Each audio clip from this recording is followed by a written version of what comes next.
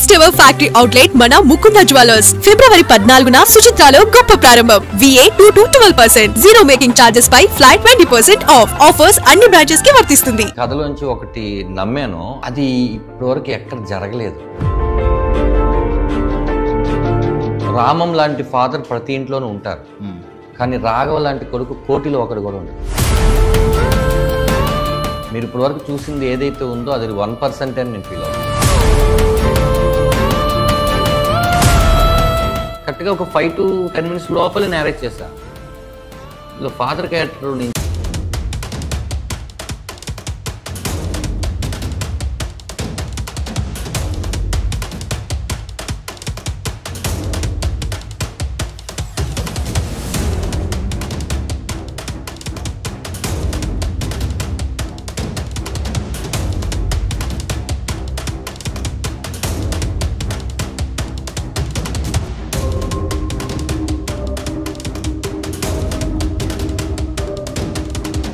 చేయలేదు. మీరు తప్పు అనుకున్నారు, అది తప్పు కాదని ఎవరో చెప్పినప్పుడు మీరు రైట్ అని వేసే రైట్ మీకు ఉన్నప్పుడు ఎందుకు చేయలేదని చాలా మందిని అడిగి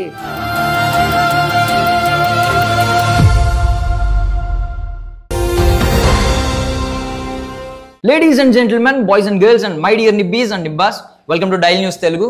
నేను ప్రియదర్శన్, నాతో పాటు ఎవరున్నారంటే బేసికలీ మనకి జన్మనిచ్చేది అమ్మ అయినప్పటికీ మనం ఎలా జీవించాలో ఎగ్జాంపుల్ చూపించి మాటలు చెప్పేది మాత్రం నాన్నే అనమాట. సో ఇప్పుడు నాన్న గురించి తండ్రి గురించి వాళ్ళ మధ్య ఆ రిలేషన్ గురించి మనం అయితే ఈ పాడ్కాస్ట్ ఇంటర్వ్యూలో మాట్లాడుకోబోతున్నాం. సో నా ముందు ఎవరైతే గెస్ట్ ఉన్నారంటే ఒక డైలాగ్ చెప్తానండి. ఇంటి పేరు నేను ఇవ్వగలను, మంచి పేరు వాడే తెచ్చుకోవాలి. ఎందుకంటే అద్భుతమైన డైలాగులు అంటే చాలా విన్నాను, కానీ ఎందుకో బాగా టచ్ చేసింది అనమాట. సో ఇలాంటి డైలాగులు కుప్పల కొద్దీ ఉన్నాయన్నమాట ఈ సినిమాలో. సో మన ధనరాజ్ గారి డైరెక్షన్లో డెబ్యూటెంట్గా ఆయన తీస్తున్న ఫస్ట్ ఫిల్మ్ ఇది, డైరెక్టోరియల్ డెబ్యూట్ అనమాట. సో రామం రాఘవం మూవీ గురించి అయితే మనం మాట్లాడుకోబోతున్నాం ధనరాజ్ గారితో. ఆయన బాగున్నారా? బాగున్నాను. Thank you. Okay. So first of all అంటే రామన్ రాఘవం అని బెటర్, కానీ మేము జనరల్లీ సత్యరాజ్ ధనరాజ్ అని పెట్టచ్చు కదా. పెద్ద యాక్చువల్లీ నేను ఈ సినిమాలో మదర్ క్యారెక్టర్కి మా మదర్ పేరే పెట్టాను, కమలమ్మ అని. కానీ రామం అని టైటిల్ అనుకున్నప్పుడు రామం రాఘవం అని ఇప్పుడు సత్యరాజు అని పెడితే బాగోదు. బట్ ఆయన ఎలా అయితే ఉంటారో ఆ గెటప్ వాటిని తీసుకురావడానికి మ్యాక్సిమం ట్రై చేశాను. సో బేసికల్లీ మీకు అంటే మీరు ఇంత ఏజ్ వచ్చాక ఇప్పుడు అడల్ట్ ఏజ్ కాబట్టి ఇది ఒక 20-25 ఈ ఏజ్ గ్యాప్లో ఉన్న క్యారెక్టర్ ఇది బేసిక్గా ఒక 28-30 మధ్యలో అలా చూస్తాను. రియాలిటీలోనే ఉన్నాను. ఓకే, అంటే ఆ ఏజ్ లోనే ఇంకా సెటిల్ అవ్వని వాళ్ళు చాలా మంది ఉన్నారు. డెఫినెట్ గా ఉన్నారు. సో ఓకే, ఈ ఏజ్ గ్రూప్ లో మీరు మీ నాన్నగారితో ఈ ఎమోషన్ ఏది ఎక్స్పీరియన్స్ చేయలేదు? అవును, బట్ విమానం టైంలో ఆయన కథ చెప్పినప్పుడు అంటే మీరు కనెక్ట్ అయిన పాయింట్ ఏంటి? ఎలా ఈ సినిమా విమానం కథ తర్వాత ఇప్పుడు మీకు శివప్రసాద్ గారి కథ చెప్పినప్పుడు మీరు ఎందుకు మిమ్మల్ని అంతలా ఎందుకు హత్తుకుంది? ఈ సినిమాని మీరు ట్రావెల్ చేసి మీరే డైరెక్టర్గా మారి ప్రొడ్యూసర్ని వెతుక్కుని కొంచెం వేట సాగింది కాబట్టి. అవును, అంటే చాలా ఫాదర్స్ అండ్ స్టోరీస్ మనం చూసేసాం. సముద్రగని గారు చాలా చేశారు. నేను అంటాను, డాడీ క్యారెక్టర్ అంటే ఇక మీరే సార్, ఎక్కడ చూసినా సరే. అంటే ఈ కథలో మేము ఇప్పటి వరకు ఎక్కడ అంటే చెప్పకూడదు కాబట్టి చెప్పలేదు. ఏదైతే నేను ఈ కథలోంచి ఒకటి నమ్మానో అది యూనివర్సల్గా ఈ ప్రపంచంలో మరి ఎక్కడొచ్చిందో లేదో అయితే నేనైతే చూడలేదు, చదవలేదు. ఆ పాయింట్ ఒకటి ఉంది, అది ఇప్పటివరకు ఎక్కడ జరగలేదు.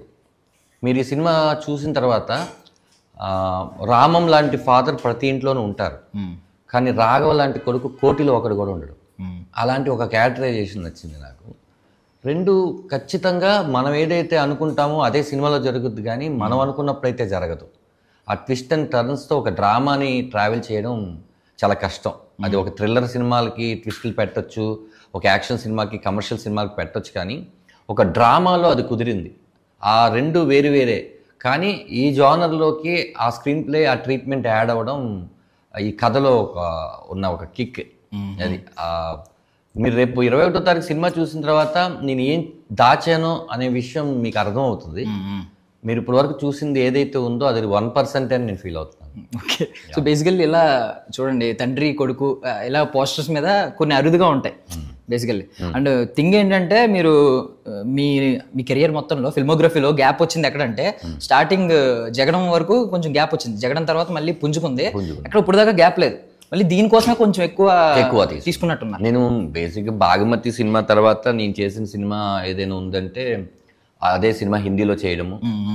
హిందీ ప్రొడక్షన్ లవ్ రంజన్ గారి ప్రొడక్షన్లో ఒక మూకీ సినిమా చేశాను నేను. అది వచ్చి మా పిల్ల జమీందార్ అశోక్ గారి డైరెక్టర్ అనమాట. ఆఫ్టర్ పుష్పక విమానం తర్వాత మాటలు లేకుండా 2 గంటల సినిమా చేసాం. అది రెహమాన్ గారి మ్యూజిక్ దానికి. అది కొన్నాళ్ళు నడిచినాక ఎక్కడో విమానం సినిమా టీవీ షోలు చేస్తున్నప్పుడు విమానంలో ఒక క్యారెక్టర్ నచ్చింది చేసాం.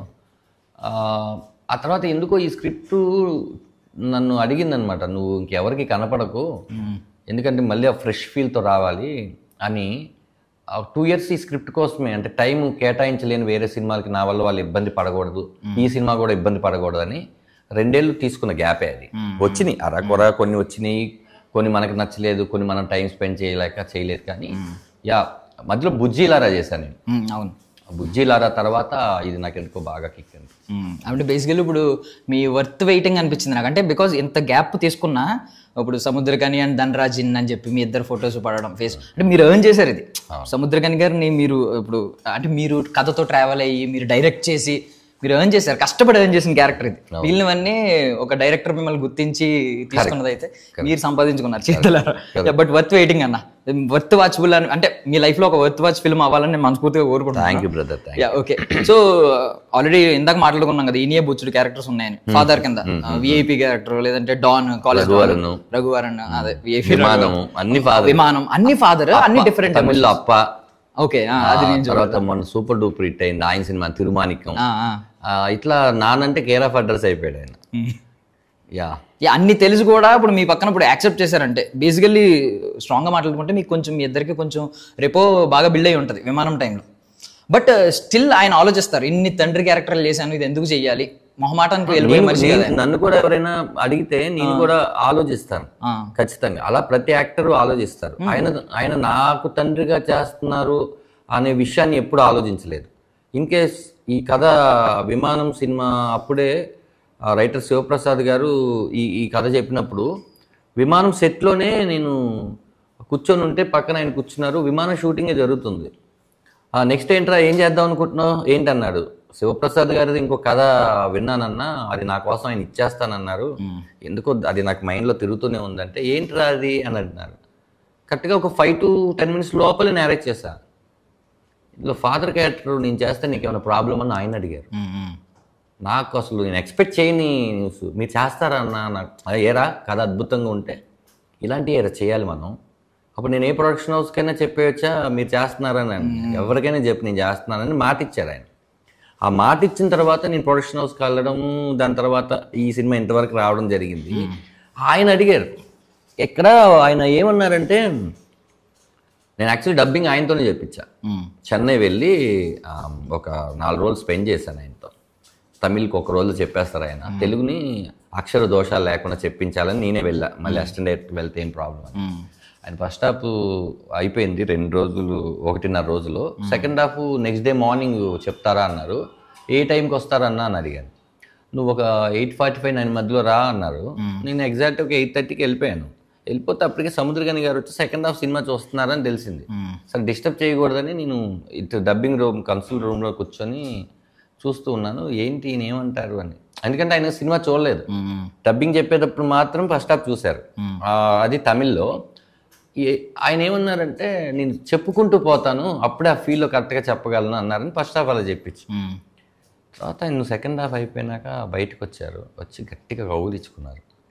కౌగిలించుకొని ఏమన్నారంటే, ఇంకా నేను ఈ బ్యాడ్ ఫాదర్స్ బ్యాడ్ క్యారెక్టర్స్ చేయనురా, నాకంటూ ఒక విమానం, ఒక రామం రాగం ఉంది, అది తృప్తినిచ్చిందిరా, ఏదన్నా గుడ్ ఫెలో లాంటి క్యారెక్టర్స్ చేస్తాను కానీ బ్యాడ్ చేయను, అంత తృప్తిగా ఉందిరా ఈ సినిమా చూసినందుకు అని. ఆ రోజు డబ్బింగ్ అయిపోయిన తర్వాత ఇంటికి తీసుకొని వెళ్ళి కొన్ని షార్ట్స్ గురించి మాట్లాడారు, కొన్ని మాటల గురించి మాట్లాడారు. బాలచంద్ర గారు ఆయన గురువు గారు, ఆయన ఓ మాట అన్నారన్న విషయం నాకు చెప్పారు. ఆయన ఏడీగా వర్క్ చేసినప్పుడు బాలచంద్ర గారి దగ్గర చాలా స్క్రిప్ట్లుకి మనం డైరెక్షన్ చేద్దాం అనుకుంటాం ధనరాజ్, సముద్రకని, కానీ ఒక స్క్రిప్ట్ నువ్వే డైరెక్షన్ చేయని అడుగుద్ది, అలా ఈ స్క్రిప్ట్ నిన్ను అడిగింది, అందుకని ఇన్నాళ్ళు నువ్వు వెయిట్ చేసావేమో, నువ్వు నీ జాబ్ నువ్వు 100% కరెక్ట్గా చేసావు అన్నారు. అప్పుడు నాకు ఒక కాన్ఫిడెన్స్ వచ్చింది, ఎస్ నేను నమ్మడమే కాదు, ఆ పెద్ద యాక్టర్, నేషనల్ అవార్డు గ్రహీత, పెద్ద డైరెక్టర్, ఆయన కూడా నమ్మారంటే ఎస్ ఇందులో ఏదో ఒక మ్యాజిక్ ఉంది. ఆయన మేము నమ్మేసిన తర్వాత ఎన్నో షోస్ వేసాము, ఎంతో మంది చూపించినాక మేము అనుకున్న ఫీల్ వర్కౌట్ అయింది. ఆ తృప్తి ఉంది. రేపు ఎప్పుడెప్పుడు ఇది జనాలకు చూపిద్దామా అనే ఒక ఇంట్రెస్ట్ వాళ్ళకి క్రియేట్ చేయాలి, వాళ్ళకి ఈ సినిమా ముందు అర్జెంటుగా చూపించాలని ఒక క్యూరియాసిటీ మాలో ఉందన్నమాట. అది సో అంటే మేము 90s కిడ్స్ కాబట్టి మిమ్మల్ని కొంచెం ఎప్పటి నుంచో ఫాలో అవుతూ ఉన్నాం అవును బేసికలీ. సో ఫాలో అవుతున్నప్పుడు మీ లోస్ కూడా కొన్ని చూసాం. ఇప్పుడు ఫర్ సపోజ్ వేణు గారి గురించి ముందు ఒక మాట చెప్తున్నాను. ఆయన ఒకప్పుడు ఒక 10 years బ్యాక్ ఐ థింక్ గౌట్స్ మీద కొంచెం ఏదో కాంట్రవర్షియల్ కమెంట్స్ ఏదో అదే స్కిట్ ఏదో అయిందని కొట్టారు. సో అది అయింది. ఎవరి చేత అయితే ఇదే తెలంగాణలో ఎవరి చేత కొట్టించుకున్నారో అది తెలంగాణ వల్ల మొత్తం తెలంగాణ కల్చర్ని ఇంటర్నేషనల్ లెవెల్లో ప్రమోట్ చేసావు నువ్వు అని చెప్పి పొగిడారు మొత్తం అందరూ. ఎవరు దొరికితే వాళ్ళు ప్రమోట్ చేయడం, అదే సన్మానించడం, దొరికిన వాళ్ళు దొరికినట్టు సన్మానించడం, ఊర్లలో ప్రొజెక్టర్లు వేసుకుని సినిమా చూడడం. ఎక్కడ ఓడిపోయారు అక్కడ గెలిచారు, అద్భుతం. మీ విషయంలోకి వస్తే మీరు చెయ్యని తప్ప అప్పుడు ఇబ్బంది పడ్డారు. మీరు అప్పుడు చెప్పినప్పుడు నిజంగా ఎవరు నేను బిలీవ్ చేయలేదు. అంటే జోక్గా అనిపించింది, నెయిల్స్ తీసుకోవడానికి పార్లర్స్ కి వెళ్ళడం ఏంటి, వీటికి వెళ్ళడం ఏంటి, అంటే అది నిజం. బేసిక్ గా మీరు కంప్లీట్ చేయండి. ఇప్పుడు బిలీవ్ చేస్తున్నాను, ఎందుకంటే ఇప్పుడు బోల్ మంది తీయించుకుంటున్నారు. నేను వెళ్తుంటే నెయిల్స్ తీయించుకునే వాళ్ళు కనిపిస్తూ ఉన్నారు లిటరల్లీ. ఇప్పుడు అందరికీ వచ్చింది 10 years స్పాన్ తర్వాత. అది ఏంటంటే మనకి ఒకప్పుడు అంటే ఎప్పుడు కూడా అంటే కొంతమంది మీడియం ఎలా ఉంది అంటే ఆ తర్వాత అదే రోజు వచ్చి ధనరాజ్ నిజంగానే దీనికే వచ్చాడని ఒక పెద్ద పోలీస్ ఆఫీసరు చెప్పారు. అది రాలేదు న్యూస్లో. అవును, ఏదైతే న్యూస్ తప్పుగా ప్రచురించారో అది చాలా ఫాస్ట్గా స్ప్రెడ్ అయిపోద్ది. ఏదైతే మంచి అని ఉందో అది వేయలేదు. నేను హట్ అయింది అక్కడ. ఇప్పుడు ఎక్కడైతే తప్పు జరిగిందో మీరు తప్పు అనుకున్నారు, అది తప్పు కాదని ఎవరో చెప్పినప్పుడు మీరు రైట్ అని వేసే రైట్ మీకు ఉన్నప్పుడు ఎందుకు చేయలేదని చాలా మందిని అడిగి సరే ఓకే వాళ్ళకి ఏదో ఒక రోజు తెలిసి వస్తుంది వాళ్ళకి జరిగినప్పుడు అనుకున్నా. ఇంకా మనం అంతకన్నా ఏం చేయగలం. అంతే. అలా నేనేమంటున్నానంటే జనాలకి నన్ను పూరి గారు పిలిచి నువ్వు ఎందుకు అంత బాధపడ్డావు, అసలు ఎందుకు అంత బాధపడ్డావు, జనాలు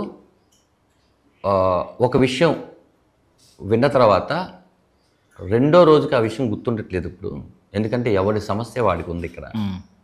అంటే సార్ చెయ్యని తప్పుని ఎట్లా సార్ భరించలేము. అయితే మనం ఇక్కడ బతుకుతున్నాము, యూట్యూబ్లో 100 కామెంట్స్ వస్తే 50 మంచి ఉన్నప్పుడు ఎలా తీసుకుంటున్నామో 50 చెడ్డ ఉన్నప్పుడు కూడా అలాగే తీసుకోవాలి.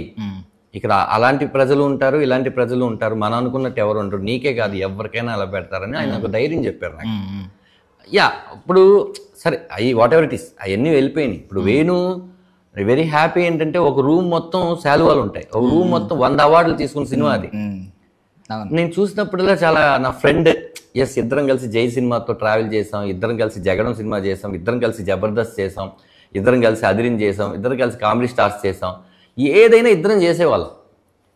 ఇప్పుడు తను డైరెక్టర్ అయ్యాడు, నెక్స్ట్ నేను చేస్తున్నాను అనమాట. అది కలిసి అలా ఉంటుంది. అంటే నేను ఎందుకు కంపేర్ చేశానంటే శివప్రసాద్ గారు మాట అన్నారని మీరే అన్నారు ఇందాక, వేరే ఇంటర్వ్యూలో విన్నాను. ఈ సినిమా తర్వాత నేను చూసే విధానం మారుతుంది అని. వేణు గారిని చూడడం ఎలా మారిందో మా ఒపీనియన్, అంటే ఎప్పటి నుంచో ఫాలో అవుతున్న వాళ్ళు మీ మీద కూడా ఈ సినిమా ఇంపాక్ట్ అలా ఉంటదేమో నాకు పర్సనల్ లిటరల్ అనిపించింది. మేబీ రాఘవం తర్వాత రాఘవం సినిమా యాక్చువల్లీ ఇది ఒరిజినల్గా అన్నది ఎవరు అంటే G5 ప్రసాద్ గారు, నిమ్మకాయల ప్రసాద్ గారు. సినిమా చూపించాను నేను ఆయనకి, ఆయన దగ్గరుండి సినిమాలో ఏమన్నా సార్ తప్పులుంటే చెప్పండి. సినిమా మొత్తం చూసినాక ఓసారి భోజనానికి వివాహ భోజనం దగ్గరికి వెళ్ళి లంచ్ చేస్తున్నాం. మాకు సపరేట్గా ఒక క్యాబిన్లో నేను, ప్రొడ్యూసర్ గారు, ఆయన ఇంకో ఫ్రెండ్ ఎవరో చేస్తున్నాం. నేను అక్కడ ఉన్న జనాలు అందరినీ చూస్తున్నాను. వాళ్ళు పాత పాటలు ప్లే చేస్తుంటారు ఆ రెస్టారెంట్లో. నేను ఊరిని అలా చూస్తూ ఉన్నాను. చూస్తూ ఉంటే వస్తున్నారు, ఫోటోలు దిగుతున్నారు, వెళ్ళిపోతున్నారు. అది ఆయన గమనించారు. వాళ్ళు ఒక కమెడియన్ ధనరాజ్ని ఇష్టపడి మూవీస్ అండ్ జబర్దస్త్ స్కిట్లు ఇవన్నీ చేసి ఒక కమెడియన్గా వచ్చి ఫోటో దిగి వెళ్ళిపోయారు. ఆయన నన్ను అబ్జర్వ్ చేస్తూ రేపటి నుంచి నిన్ను చూసే కళ్ళు మారుతాయి, ఈ సినిమా రిలీజ్ అయినాక రెస్పెక్ట్ ఇస్తారు. హిట్ సినిమాలు చాలా ఉంటాయి ధనరాజ్, మనం అది హిట్ ఎలా అవుతుందో చెప్పలేము, రెస్పెక్ట్ వచ్చే సినిమాలు కొన్ని ఉంటాయి. ఈ సినిమాకి ఆ రెస్పెక్ట్ ఉంది. నువ్వు అంత బాగా తీసావు సినిమాని ఆయన పొగిడినప్పుడు అయ్యో ఈయన జీలో ఎన్నో సినిమాలు చూసేసింది, ఎన్నో సినిమాలు కొనేసి ఉన్న వ్యక్తి చెప్పారంటే అట్లా ఒక్కొక్క ఫేజ్లో నేను ఎక్స్పెక్ట్ చేయని వాళ్ళందరూ సార్ ఫ్రీ రిలీజ్ ఈవెంట్కి మీరు రావాలని నేను నిన్న మారుతి గారి దగ్గరికి వెళ్ళి ఇన్వైట్ చేశాను. నీ సినిమా గురించి చాలా బాగా నన్ను బాగా తీసావంట కదా అన్నారు. Sir thanks sir. మీరు ఉన్న ఈ రాజాసాబ్ హడావుడిలో కూడా నా సినిమా గురించి మీరు వినే అంత టైం స్పెండ్ చేయడం నా అదృష్టంగా భావిస్తున్నాను. వెరీ హ్యాపీ అన్నాను. మన బ్రహ్మానందం గారి బర్త్డేకి వెళ్ళి ఆయన్ని కలిసి విష్ చేయడానికి వెళ్తే బాగా వచ్చిందంటే కదండి సినిమా, చాలా మంది చెప్తున్నారు. అంటే ఒక మంచి సినిమా తీస్తే మౌత్ స్ప్రెడ్, అంటే నేను జనాల్ని ఎందుకు నమ్ముకున్నానంటే అందరూ ఆడియన్సే కదా, మనం కూడా ఆడియన్సే, తర్వాత టెక్నీషియన్ అయ్యాం మనం. ఓహో సినిమా బాగుంటే మనకు తెలియని పీపుల్ కూడా ఇంకొకరికి చెప్తారా, సినిమా బాగుంటే ఇంత స్ప్రెడ్ అవుతుందా అనే విషయం నాకు అర్థమైంది అనమాట. ఎస్. నైస్. సో బేసికల్లీ ఇప్పుడు సత్యరాజ్ గారు కానీ, కమలమ్మ గారు కానీ, మన సముద్రగని గారిని కానీ, ప్రమోదిని గారిని కానీ సెట్స్లో ఏదో ఒక పర్టికులర్ సీన్లో వాళ్ళు మాట్లాడే విధానంలో ఎక్కడో చోట మా నాన్నగారి పేరు చెప్పేసి సముద్రగని గారు, సత్యరాజ్ గారు. యా సముద్రగని గారిని చూసినప్పుడు సత్యరాజ్ గారు ఎప్పుడన్నా గుర్తొచ్చారని అడుగుతున్నా. ఏదో ఒక చిన్నప్పుడు చూసి కొన్ని ఉంటాయి కదా, ప్రతి సినిమాలో ఫాదర్ క్యారెక్టర్ చూసినప్పుడల్లా కూడా ఏదైనా అక్కడ ఏదైనా జరిగినప్పుడు అయ్యో మా ఫాదర్ ఉంటే నేను ఇలా చేసేవాడిని, అలాంటి థింగ్స్ గుర్తుకొస్తుంటాయి. మళ్ళీ ఆ సినిమా బాగా హంట్ చేయాలి, అలాంటి సినిమాలు అప్పుడు అనిపిస్తూ ఉంటుంది నాకు. అలాగే సముద్రగని గారి కాలేజ్ దాన్ని చూసినప్పుడల్లా నాకు చాలా బాధ అనిపిస్తుంది అనమాట. శివకార్తికేయన్ గారు దానిలో లాస్ట్ చూసినప్పుడు కూడా అయ్యో భలే ఉంది కదా క్యారెక్టరైజేషను అని అట్లా అనిపిస్తుంటుంది. మా అమ్మ క్యారెక్టర్ ఎలా ఉంటుందో అలాగే నేను కమలం క్యారెక్టర్ని, మా అమ్మ క్యారెక్టర్ పేరు కమలం అయితే ఆ క్యారెక్టర్ ప్రమోదిని గారికి అడాప్ట్ చేశాను. అంటే కొంతవరకు లిబర్టీ తీసుకుంటాం, కొంతవరకు ఆ న్యాచురాలిటీగా ఎలా చేయించాలి ఏంటి అని. ఆవిడ అద్భుతం. ఈ సినిమా తర్వాత నేను చెప్తున్నాను ఆవిడని చూసే కళ్ళు మారుతాయి. ఏదైనా రియల్ లైఫ్ సినారియో మీరు రియల్ లైఫ్లో చూసినవి, అంటే మీ లైఫ్లోనే కాదు, మీ ఫ్రెండ్ వాళ్ళ మదరో ఫాదరో ఏదైనా ఇన్సిడెంట్ జరుగుతుంది, అది బాగా కొంచెం టచ్ చేస్తుంది మీరు చూసినప్పుడు, మీరు విన్నప్పుడు, అదేమన్నా ఇందులో ఒక పర్టికులర్ సీన్లో అడాప్ట్ చేసుకుని తీసుకోవడం?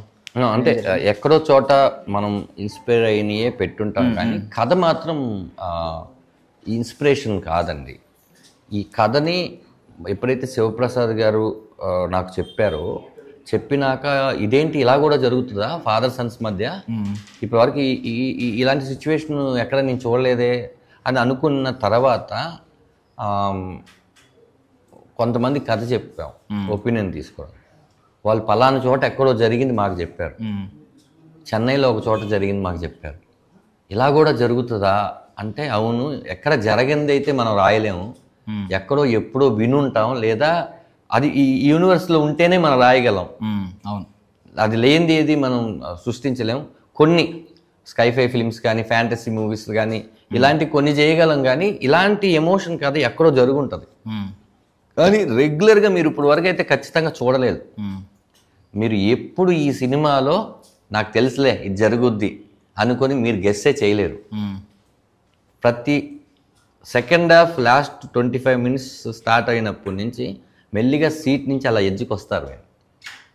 మీరు ఏదో ఆపడానికి ట్రై చేస్తారు, మీరు అది ఆపలేరు. అందుకే రామ్ క్యారెక్టర్ ప్రతి ఇంట్లో ఉండేటువంటి తండ్రి క్యారెక్టరే, కానీ రాఘవ 100 కోట్ల ప్రజల్లో ఒకడు ఉంటాడు అలాంటి వాడు, అంటే ఆ క్యారెక్టర్ పట్టుకుంటాడు. అలా ఉండడు. మీరు సినిమా చూసినాక రామం లాంటి తండ్రి నాకు కావాలి, రాఘవ లాంటి కొడుకు ఏ ఇంట్లో ఉండకూడదని మీరే అంటారు. అది నేను నమ్మాను, అది నాకు ఛాలెంజింగ్ అనిపించింది. సో మీ ఫాదర్ ఎక్స్పైర్ అయ్యేసరికి మీరు చాలా చిన్నవాళ్ళు, 7-8 years. సో మీకు మాట్లాడే స్పేస్ అంత ఉండదు, అంటే మీ ఎమోషన్స్ ఏవి షేర్ చేసుకుని ఉంటారు నాకు తెలిసి. పెద్ద ఎమోషన్ కూడా ఉండదు మనకు అప్పుడు. అంటే మనకు కొడతారో తిడతారో లేకపోతే బుజ్జగిస్తారో, మన నైట్ అయితే ఇంటికి వచ్చేస్తారు, ఇంతే ఉండేది. కానీ ఇంత థాట్ ప్రాసెస్ ఉండదు కదా మనకి. అంటే ఎప్పుడైనా ఫ్యూచర్లో జస్ట్ ఒక ఫిక్షనల్ క్వశ్చన్ అడుగుతున్నాను, మీ నాన్నగారితో మళ్ళీ మాట్లాడే ఒకసారి అవకాశం వస్తే ఏం మాట్లాడతారు అసలు? ఇంకెప్పుడు వెళ్ళక నాన్న అంటారు అంతే. మీ అమ్మగారితో లాస్ట్ వర్డ్స్ ఏమైనా గుర్తున్నాయా? బికాస్ కొంచెం నాకు తెలిసి మీ మైండ్ కూడా ప్రిపేర్ అయి ఉంటుంది, ఆవిడకి లాస్ట్ కొంచెం సెకండ్ స్టేజ్ దాటింది క్యాన్సర్ అని తెలిసి, అంటే ప్రిపేర్ అయి ఉంటుంది త్వరలోనే అమ్మ కూడా దూరం అవుతుందని చెప్పి. అంటే నేను క్యాన్సర్ 3rd stage చాలా పెద్దది, ఇంకా అసలు మనం కాపాడుకోలేము అనే థాట్ నాకు లేదు. డబ్బులు వస్తాయి, దానికి ఒక ట్రీట్మెంట్ ఉంటుంది, చేపిచ్చేద్దాం, ఆ ప్రాసెస్లో నేను ఉన్నాను. అందుకని నా దగ్గర నుంచి అమ్మ దూరం అయిపోతుందని ఫీలింగ్ నేను ఎప్పుడు అనుకోలేదు. అది అసలు అది ఏ రోజు నాకు రాలేదు.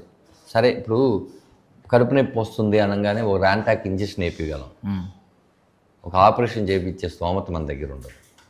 అందుకనేమో ఆవిడ ఏ స్టేజ్లో ఉందో కూడా నాకు చెప్పలేదు. నాకు లాస్ట్ స్టేజ్లో తెలిసిందనమాట. అసలు మా మదర్కి క్యాన్సర్ ఉందనే విషయం నాకు ఆల్మోస్ట్ 1.5 year దాచారు.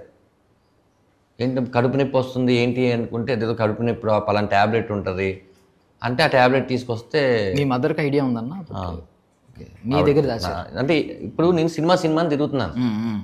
ఈ పరిస్థితుల్లో డబ్బులు లేవు. ఎక్కడో ఒక 300 రూపాయలు 400 రూపాయలు ఇల్లది. అది కట్టడానికే నేనేదో డ్యాన్స్ క్లాస్లో ఏదో చెప్పుకొని తీసుకురావాలి. ఇంకా ఈ టైంలో నేను ఆ విషయం చెప్తే ఎలా రియాక్ట్ అవుతాడు, వాడి కెరియర్ ఏమవుతుంది అనుకుండొచ్చు కదా. అలాగే ఆలోచిస్తారు ఫాదర్ మదర్ మన కోసం. ఇప్పుడు మనం 100% ఏమి సహాయం చేయలేకపోయినా మన వల్ల వాడికి ఏం ప్రాబ్లం రాకూడదని ఆలోచిస్తారు కదా. అలా చెప్పలేదు. నాకు ఎప్పుడు 3rd స్టేజ్లో తెలిసింది. అప్పటికి మా డ్యాన్స్ మాస్టర్ విజయ్ గారు ఉన్నారు. అప్పుడు 150 రూపీస్ ఇస్తే ఇక్కడి నుంచి అక్కడికి వెళ్ళి కొబ్బరి బొండాలు తాగిచ్చి కీమో చేయించి అట్లా ఒక 10-15 సార్లు వెళ్ళొచ్చాం లగటిగా అప్పుడు క్యాన్సర్ హాస్పిటల్. సో వాళ్ళు ఏం చెప్తారంటే ఏదో మీరు వస్తున్నారు చేసేసాం పంపిస్తున్నారు ఇంకా నయమైపోతుందనే ఉద్దేశంలో ఉన్నాం అనమాట. ఓకే. సో బేసికల్లీ ఫాదర్ కానీ మదర్ కానీ కొన్ని మాటలు చాలా మాటలు చెప్తూ ఉంటారు చిన్నప్పటి నుంచి, మనం కొన్ని పట్టించుకోం, కొన్ని మాత్రం కొంచెం టచ్ అవుతాయి, మనం కూడా కరెక్ట్ చెప్పారు అని జీవితాంతం ఫాలో అవుతూ ఉంటాం. బేసికల్లీ మా నాన్నగారు 2021లో ఎక్స్పైర్ అయ్యారు.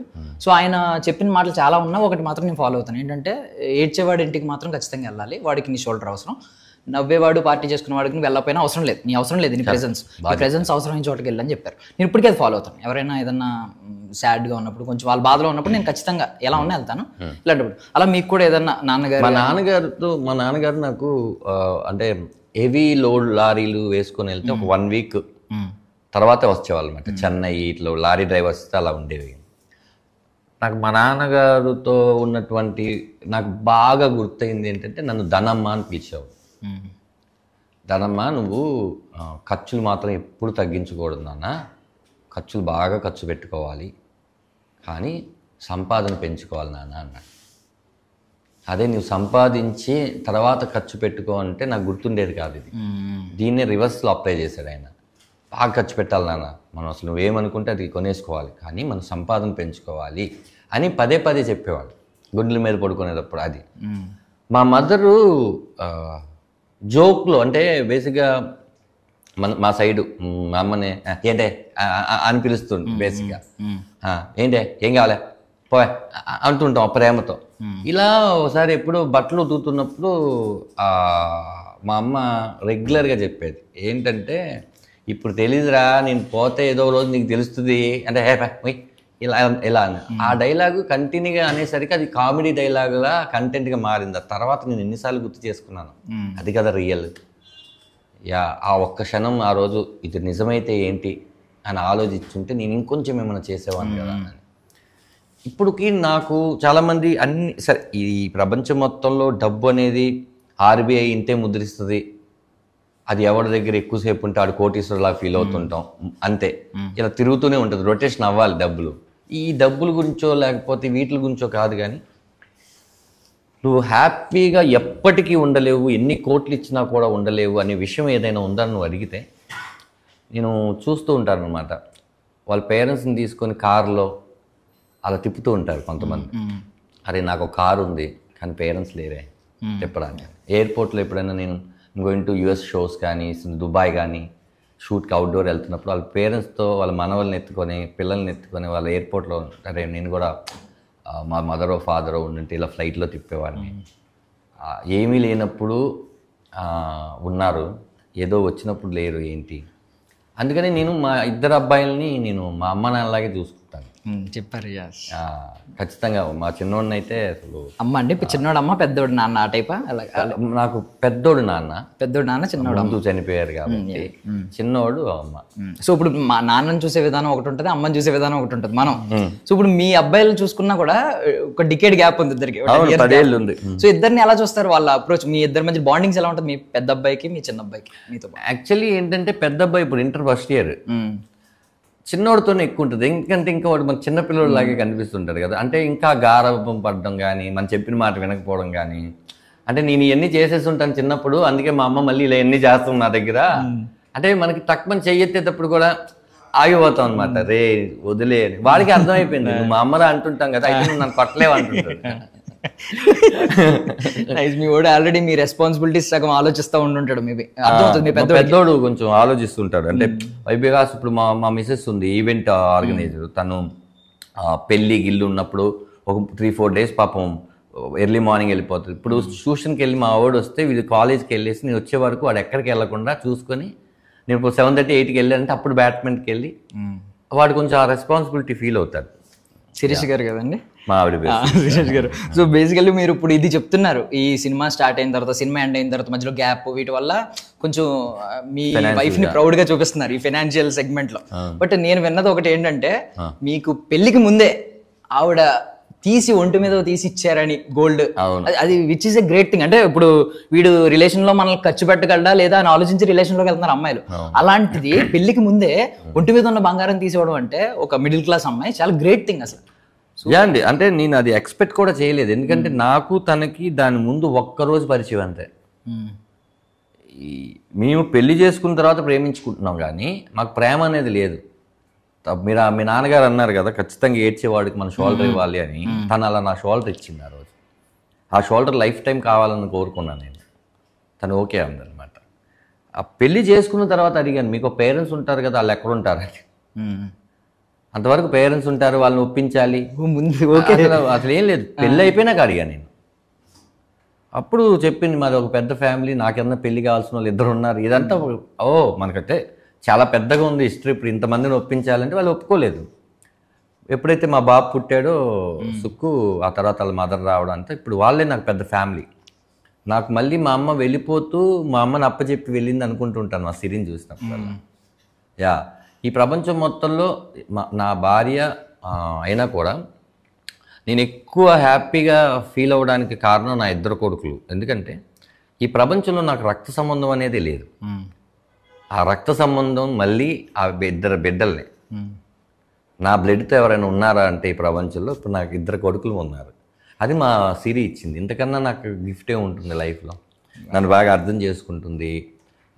అంటే ఎలా ఉంటుందంటే, మన షూటింగ్స్ అని వాళ్ళకి టైం స్పెండ్ చేయకపోవడం, అన్నిట్లో కూడా అర్థం చేసుకుంటాం. పని మీదే కదా వెళ్ళాము, ఆ పని సక్సెస్ అవ్వాలి అని తనకి ఉంటుంది కదా. ఇప్పుడు ఎక్కడో చోట తనకు కూడా వేణు వాళ్ళ మిస్సెస్ మా మిస్సెస్ క్లోజ్ ఫ్రెండ్స్.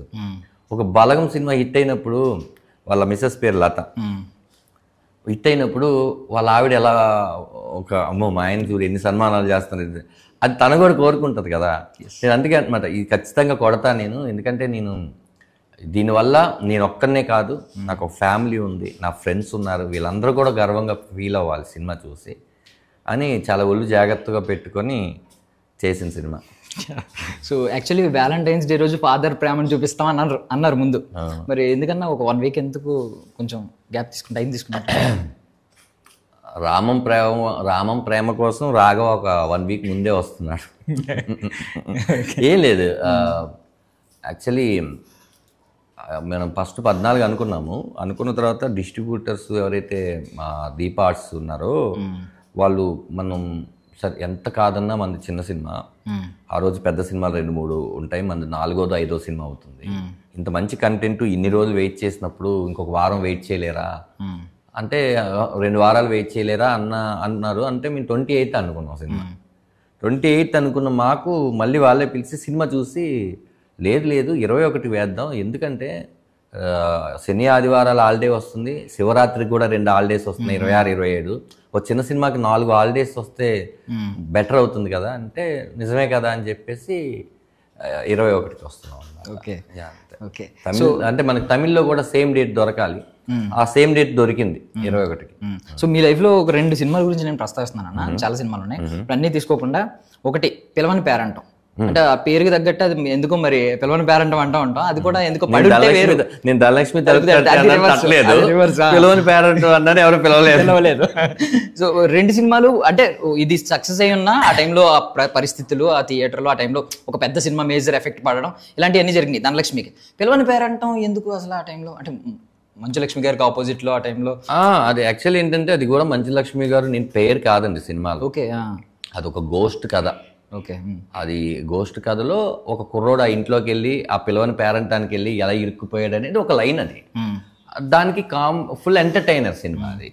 అయితే అది ఓపెనింగ్ అయింది, రాఘవేంద్ర గారు, మంచు మనోజ్ గారు, ఇంకా చాలా మంది ఓపెనింగ్ అయింది. ఓపెనింగ్ అయిన తర్వాత ఈవినింగ్ మామూలుగా ఓపెనింగ్ అయింది, చాలా గ్రాండ్గా చేశారు అంతా. మనం అనుకుంటాం కదా డైరెక్టర్ దగ్గర నుంచి ఒక కాల్ వస్తుంది, మనం ఆఫీస్కి వెళ్ళి సెలబ్రేషన్ చిల్ అవుతామని. కాల్ రావట్లేదు, ఏం రావట్లేదు, ఇదేంటి అని చెప్పి ఒకసారి చెక్ చేద్దామని ఫోన్ కూడా ఎత్తకపోతే ఆఫీస్కి వెళ్తే ఆఫీస్లో పెద్ద పెద్ద గొడవలు జరుగుతున్నాయి. ఏంట్రా పెద్ద పెద్ద గొడవలు జరుగుతున్నాయి అంటే, ప్రొడ్యూసర్ దగ్గర నాకు ఓపెనింగ్ మాత్రమే డబ్బులు ఉన్నాయి, సినిమా తీయడానికి లేవన్నాడు. డైరెక్టర్ అరుస్తున్నాడు, ఏంటి ఓపెనింగ్ చేయడానికి డబ్బులు ఉన్నాయి, అడ్వాన్స్ ఇవ్వడానికి లేవా నీకు?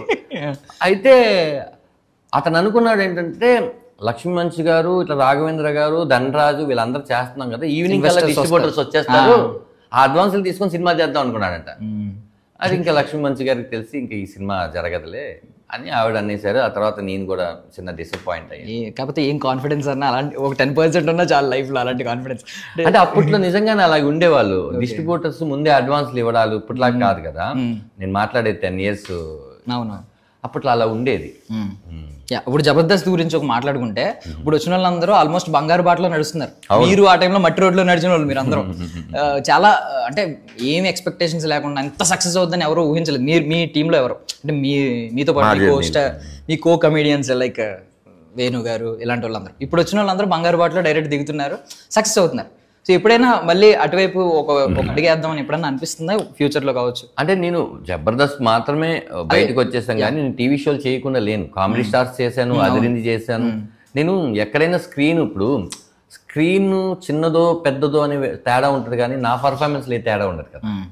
టీవీలో అప్పుడప్పుడు కనిపిస్తూ ఉండాలి, చేస్తూ ఉండాలని నేను ఎక్కువ నమ్ముతాను. జబర్దస్త్ స్టార్ట్ అయ్యేటప్పుడు కూడా వేణు కొంచెం మళ్ళీ టీవీకి వెళ్ళడం ఏంట్రా అని కూడా నన్ను అడిగాడు.